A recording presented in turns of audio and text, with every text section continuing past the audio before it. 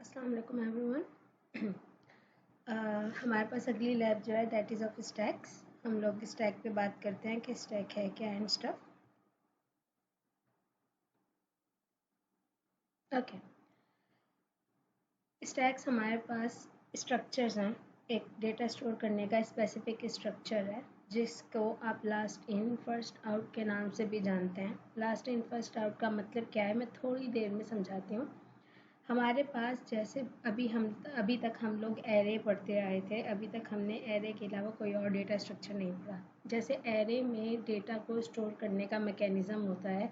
जैसे for example आप zeroth element से n-1 एलिमेंट तक चलते हैं। n are the total number of elements present in the stack sorry array, and then you iterate through array. Array में insertion के लिए स्पेसिफिक एल्गोरिदम है, एरे में डिलीशन का स्पेसिफिक एल्गोरिदम है। ऐसे ही अब हम अगले अगले डेटा स्ट्रक्चर्स पढ़ेंगे और हर डेटा स्ट्रक्चर के अंदर डेटा स्टोर करने का, डेटा रिमूव करने का या डेटा को मैनिपुलेट, सर्च और कुछ भी आप डेटा के साथ जो भी एक्शन परफॉर्म करने जा रहे हैं उसके लिए हर एक के पास एक स्पेसिफिक सिनेरियो है। तो स्टैक में हमारे पास जो सिनेरियो होता है that is last in first out. Last in first out का मतलब क्या है? Whenever you are going to insert elements inside the stack, आपके पास हमेशा हमेशा जब भी आप एलिमेंट्स को रिमूव करेंगे या फिर ऐड करेंगे, आपके पास एक पॉइंटर होगा top. Every time you add at the top. Okay, depth of the stack is the number of elements it contains. अगर आपको कहा जाए कि आप स्टैक का डेप्थ बताएं तो टोटल नंबर ऑफ एलिमेंट्स आपके कहलाते हैं टोटल डेप्थ ऑफ स्टैक। इसी तरीके से अगर स्टैक एम्प्टी है तो डेप्थ 0 है, स्टैक में 2 एलिमेंट्स हैं तो डेप्थ 2 है, so on. n number of elements means the depth of stack. Example से थोड़ा सा समझते हैं। मैं आप लोगों को ज़रा सी ये वाली लाइन समझाना चाह रही हूँ कि एक ऐसा लीनियर स्ट्रक्चर है जिसमें एलिमेंट्स ऐड और रिमूव करने का सिर्फ एक ही पॉइंट है, टॉप। टॉप है क्या, टॉप की कौन सी वैल्यू से क्या मुराद है, हम अभी थोड़ी देर में समझेंगे। स्टैक की एग्जांपल में देखें, मेरे पास this is what a empty stack. अभी तक मेरे एलिमेंट्स स्टैक में इंसर्ट नहीं हुए, ठीक है। तो हमारे पास क्या होगा, आपके पास एलिमेंट्स ए बी और सी हैं जिन्हें आपने स्टैक में ऐड करना है। अभी स्टार्ट में top has nothing in it. Top के पास कोई पॉइंटर नहीं है, टॉप के पास कोई एड्रेस नहीं है बिकॉज स्टैक एम्प्टी है। तो जब स्टैक एम्प्टी होता है टॉप नल होता है। आप जैसे ही एलिमेंट ए को स्टैक में इंसर्ट करेंगे, आपके पास टॉप की वैल्यू उस एलिमेंट ए की आ जाएगी। यहाँ पे आपके पास स्टैक की जो डेप्थ है वो 1 है because only one element is there, and as there is only one element and this is the element that is last entered as we consider it, तो हमारे पास टॉप का एड्रेस उसी एलिमेंट पे आ जाएगा। लेकिन जैसे ही आप बी इंसर्ट करेंगे, आपका टॉप पुश हो जाना चाहिए, आपके टॉप के पास एड्रेस अपडेट हो जाना चाहिए बी का। क्यों? बिकॉज वी ऐड और remove element at the end of top.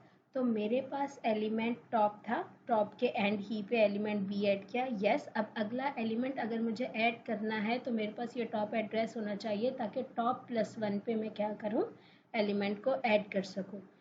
तो यहाँ पे अगर हम सी ऐड करेंगे तो सी टॉप +1 पे ऐड कर दिया। So every time you add an element, आपके पास टॉप +1 पे एलिमेंट ऐड होता जाएगा और हर बार टॉप खुद को चेंज करता जाएगा। लेकिन जैसे ही आप एलिमेंट्स स्टैक से डिलीट करेंगे तो सी हमारे पास हमेशा टॉप से एलिमेंट डिलीट होता है, and we are saying that stack is the last in first out structure. तो हमारे पास सी वाज द एलिमेंट जो सबसे आखिर में इंसर्ट किया गया था, तो सी ही हमारे पास वो एलिमेंट होगा जो सबसे पहले रिमूव होगा। अब मेरे पास टॉप के पास एड्रेस है सबसे लास्ट इंसर्टेड एलिमेंट का, तो टॉप के ऊपर जो भी एलिमेंट है आप उसे रिमूव कर देंगे, और जब आप उसे रिमूव करेंगे तो आपके पास अब टॉप का एड्रेस -1 शिफ्ट हो जाना चाहिए।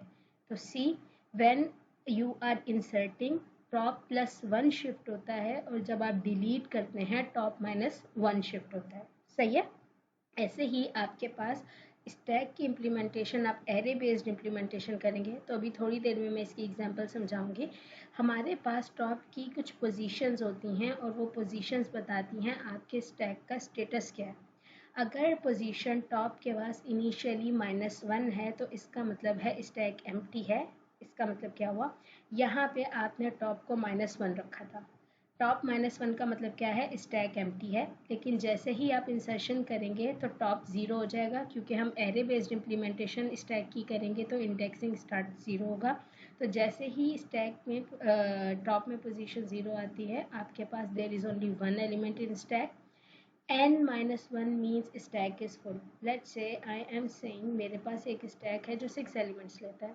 हम 0 से अगर एड्रेसिंग स्टार्ट करेंगे तो 0 से 5 6 एलिमेंट्स स्टोर हो जाएंगे। तो n-1 टॉप की वैल्यू आते ही स्टैक फुल है। और अगर आप nth एलिमेंट पे डालने की कोशिश करेंगे तो आपके पास एक एरर आना चाहिए, that will say your stack is being overflow. ठीक है, ओके। ये पोजीशंस आपको ध्यान में रखनी होगी। हम हमेशा टॉप से रिमूव करेंगे एंड टॉप ही से इंसर्ट करेंगे। स्टैक के अंदर इंसर्शन करने के ऑपरेशन का एक स्पेसिफिक नाम है, आप उसे पुश कहते हैं। ठीक है, यहाँ पे अगर आप देखें तो पुश है, और स्टैक के अंदर ही डिलीट करने का एक ऑप्शन है जिसे आप पॉप कहते हैं।